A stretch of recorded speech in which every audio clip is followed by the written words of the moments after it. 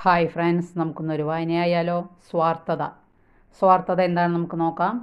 സ്വാർത്ഥ ലാഭത്തിനായോ സ്വാർത്ഥ സ്നേഹത്തിനായോ ദൈവത്തെ സ്നേഹിക്കുന്നവർ അവർക്ക് എന്ത് കിട്ടും എന്നതാണ് അവരുടെ പ്രാർത്ഥനയിൽ പ്രധാനമായും അന്വേഷിക്കുന്നത്.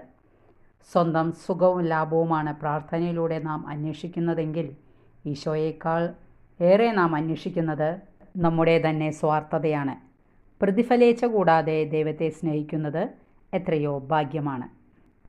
അപ്പം വർദ്ധിപ്പിച്ച അവസരത്തിൽ ധാരാളം പേർ യേശുവിൻ്റെ കൂടെ ഉണ്ടായിരുന്നു. പിന്നീട് അവരിൽ ചിലർ യേശുവിനെ അന്വേഷിച്ചു വരുന്നുണ്ട്. യേശു അത് തിരിച്ചറിയുന്നു. യേശു പറഞ്ഞു, ഇന്നലെ അപ്പം ലഭിച്ചതുകൊണ്ടാണ് നിങ്ങൾ ഇന്ന് എന്നെ അന്വേഷിക്കുന്നത്.